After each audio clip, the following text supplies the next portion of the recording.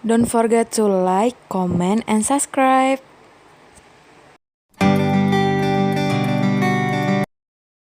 Selamat pagi anak-anak. Pagi, Bu. Ayo Nora, tolong disiapkan. Semua siap.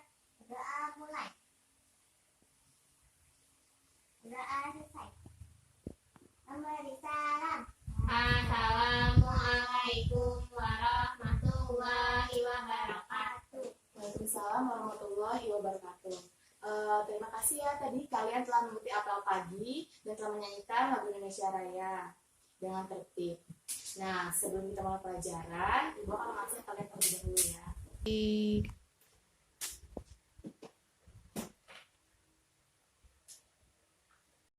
Desna Ramayanti, Hadir, Bu.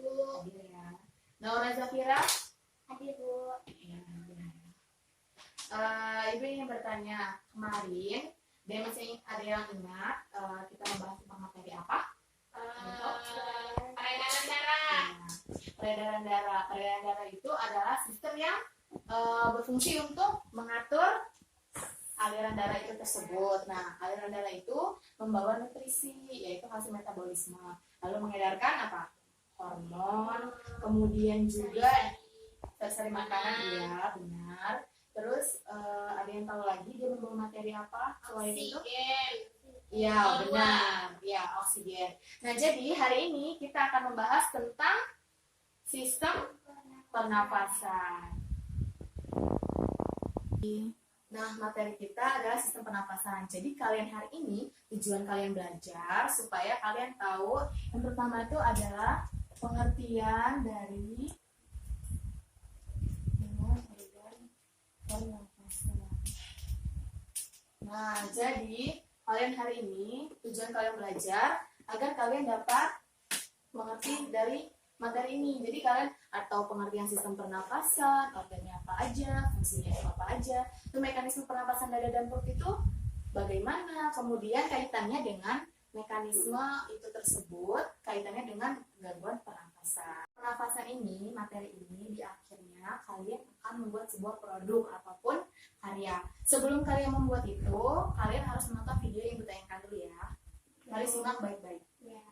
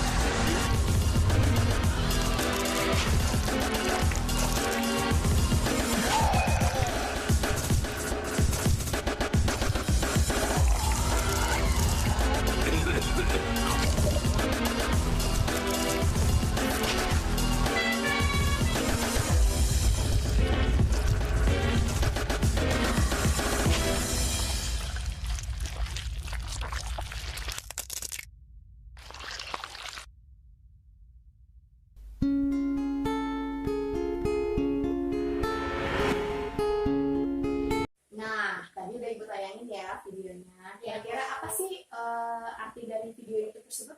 Ada yang tahu nggak? Ya, Desna apa? Dari video tersebut yang saya simak itu, jika kita tidak menjaga organ pernapasan, sistem pernapasan kita seperti kebanyakan merokok, terus juga tidak menjaga pola hidup sehat, terus juga itu sistem pernapasan itu bakalan terganggu, terus juga paru-parunya bakal rusak, itu nantinya mengakibatkan penyakit yang lain. Ya, benar banget ya, video tadi tuh memang intinya seperti itu. Nah, kemudian itu kan Ibu contohkan kalau orang tidak menjaga kesehatannya ya, nanti bisa berakibat organ-organnya termasuk organ pernapasan. Nanti kalian tema proyeknya yaitu membuat sebuah poster.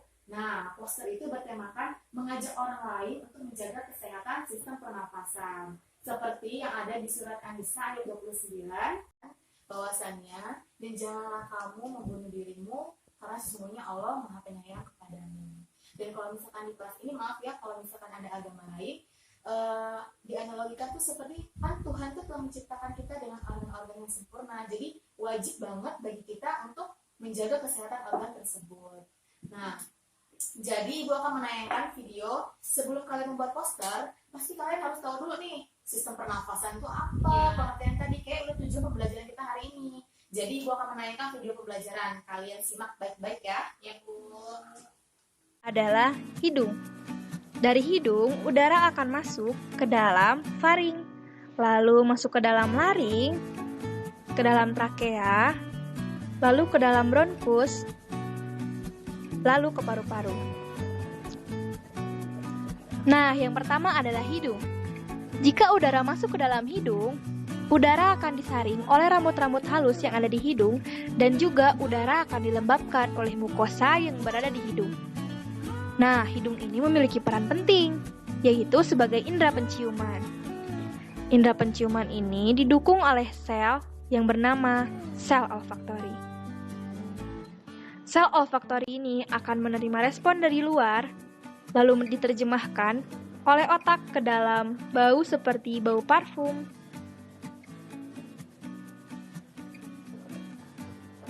Nah, sel olfaktori ini akan menerima respon lalu diterjemahkan oleh otak ke dalam bau-bauan seperti bau parfum atau bau piloks ataupun bau makanan yang kita makan. Sebenarnya ada lebih dari 1 triliun bau yang dapat hidung kita terjemahkan. Keren kan? Nah, selanjutnya adalah faring. Lalu ada laring. Nah, di laring ini terdapat pita suara yang dapat mengeluarkan suara, dan di antara faring dan laring terdapat epiglotis. Nah, jika udara kita melewati pita suara ini akan bergetar, lalu dia akan mengeluarkan suara. Dan suara-suara ini akan berbeda tergantung pada pola yang kita buat. Didukung oleh hidung, lidah, dan juga mulut. Dan juga bibir mungkin.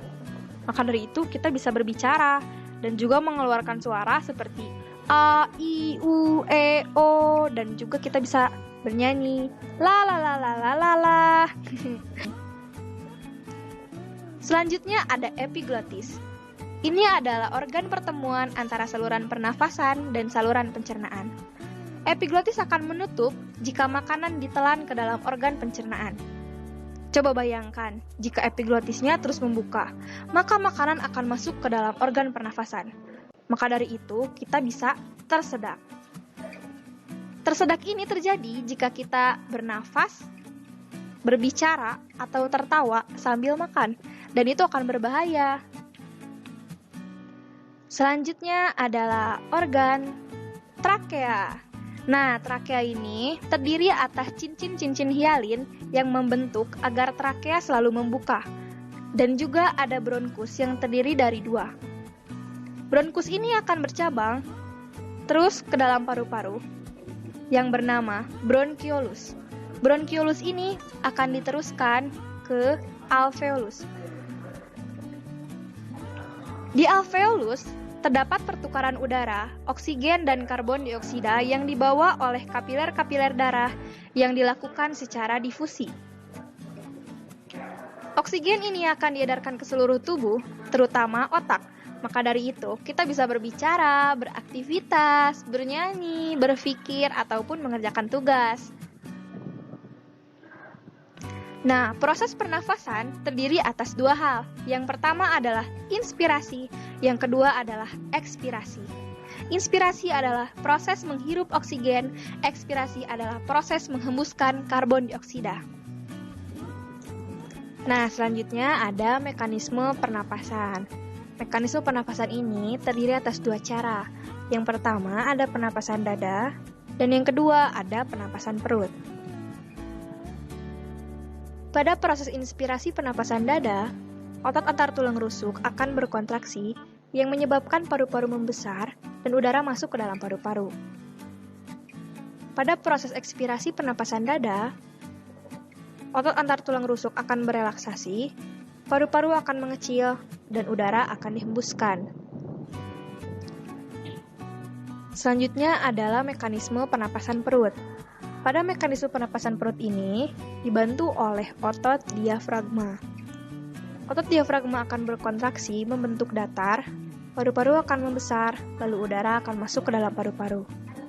Sebaliknya, jika otot diafragma ini melengkung atau berelaksasi, paru-paru akan mengecil, lalu udara akan dihembuskan. Adanya kontraksi otot antar tulang rusuk dan adanya kontraksi otot diafragma membuat kita bisa bernafas. Udara akan keluar, masuk, inspirasi, ekspirasi. Ibu ada LKPD. Jadi kalian akan membentuk kelompok masing-masing per kelompok 2 orang. Ibu kasih waktu 15 menit. Ini kalian kerjakan ya. Nanti kalau misalkan ada yang kurang mengerti bisa tanyakan dengan Ibu.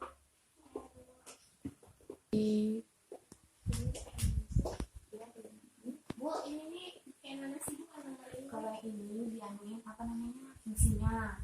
Ini jelasnya fungsinya apa. Ini disebutin juga. Iya, fungsi-fungsinya disebutin. Ini kan udah ada ininya, organnya. Nanti kalian tinggal nyebutin fungsinya di sini. Tulis di situ. Nanti akan Ibu tunjuk ya, satu orang untuk menjelaskan jawabannya. Waktunya sudah habis ya. Jadi Ibu akan menunjuk salah satu dari kalian untuk menjelaskan isi yang udah kalian isi tadi kan. Ibu tunjuk Desna, maju ke depan, paparkan yang sudah kalian jawab di LKPD.